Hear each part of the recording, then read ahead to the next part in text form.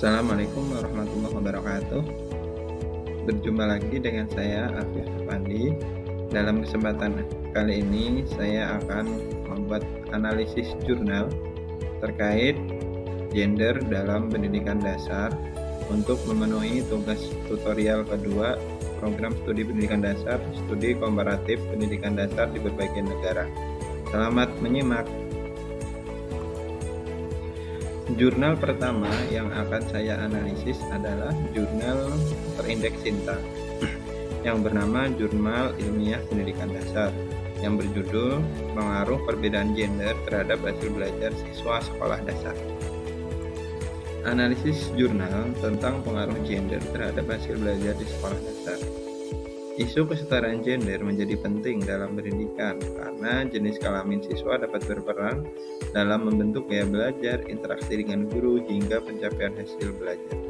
Penelitian ini berupaya menjawab pertanyaan tentang bagaimana perbedaan gender mempengaruhi hasil belajar siswa di sekolah dasar, serta apa saja faktor yang turut memediasi hubungan tersebut, khususnya dalam konteks pendidikan dasar. Metode dan pembahasan. Untuk metode penelitian yang digunakan dalam jurnal ini adalah narrative review atau telaah literatur. Kemudian untuk temuannya, yang pertama terkait adanya perbedaan struktur neurologis antara siswa laki-laki dan perempuan, di mana perempuan diketahui memiliki hubungan yang lebih kuat antar belahan otak sehingga lebih mudah mengintegrasikan berbagai informasi.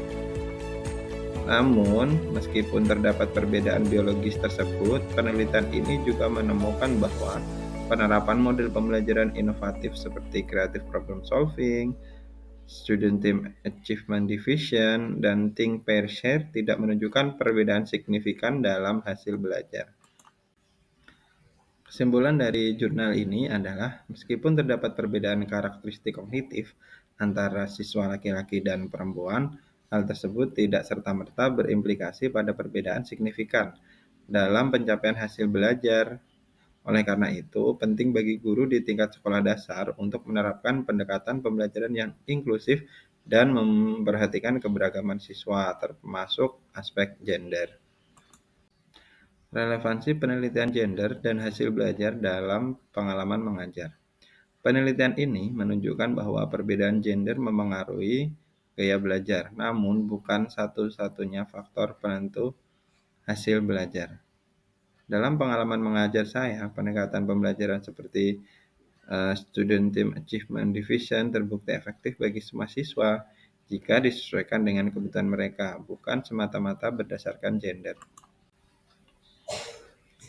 Keterkaitan berikutnya adalah bahwa ketika di kelas, saya juga mengamati bahwa siswa perempuan cenderung lebih fokus dan cepat menyerap materi, sementara siswa laki-laki lebih responsif terhadap metode praktik dan interaktif, sehingga guru perlu mengembangkan pendekatan fleksibel dan individual.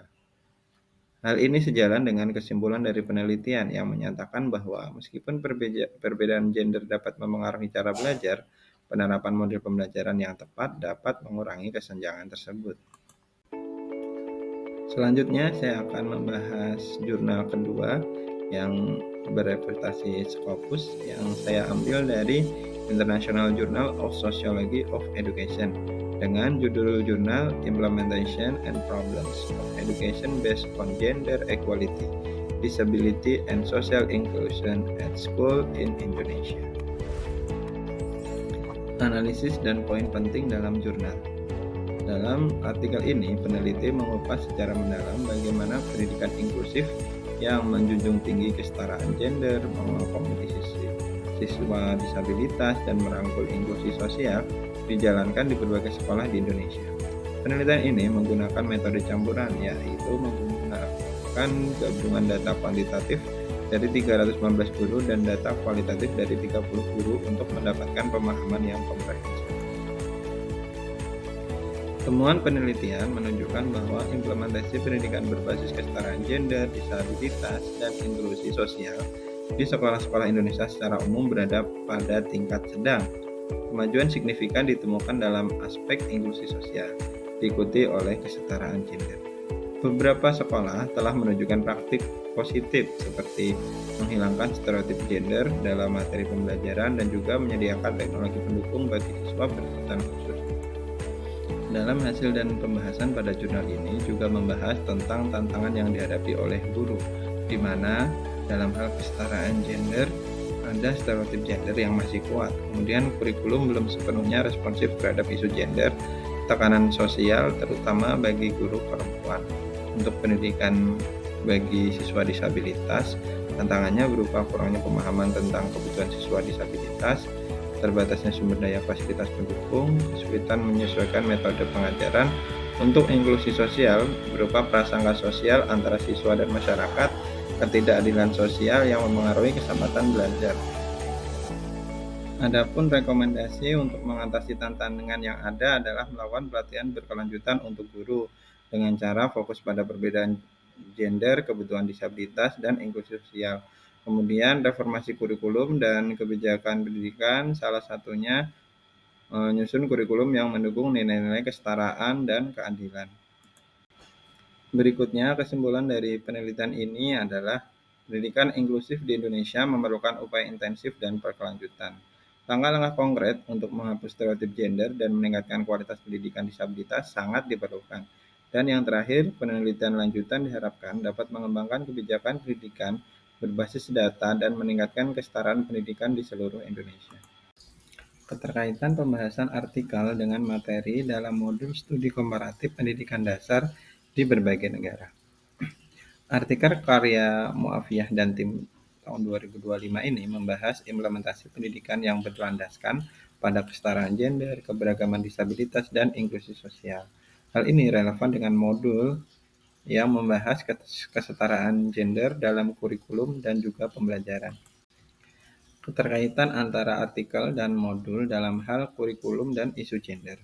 Dalam artikel menekankan bahwa isi pembelajaran masih belum sepenuhnya mencerminkan prinsip inklusivitas dan masih terdapat stereotip gender yang merugikan.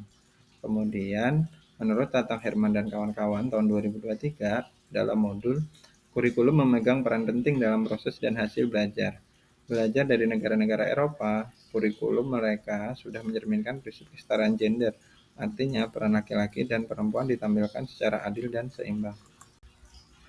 Kesetaraan gender dalam pembelajaran.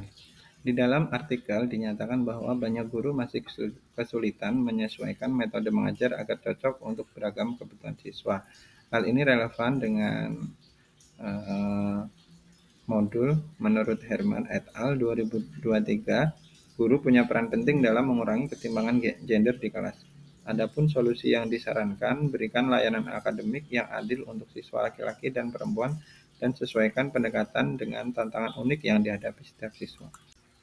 Kesimpulan, dapat disimpulkan bahwa temuan dalam artikel ini selaras dengan isi modul studi komparatif pendidikan dasar yang menekankan peran penting kurikulum dan guru dalam mengatasi ketimpangan gender. Kurikulum perlu mencerminkan prinsip keadilan gender, sementara guru harus mampu menyesuaikan metode pembelajaran dengan kebutuhan siswa yang beragam. Hal ini menunjukkan bahwa kesetaraan gender dalam pendidikan harus diimplementasikan secara nyata, bukan sekadar menjadi wacana.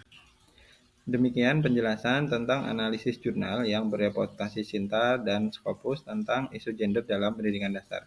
Semoga penjelasan ini memberikan banyak manfaat. Terima kasih. Wassalamualaikum warahmatullahi wabarakatuh.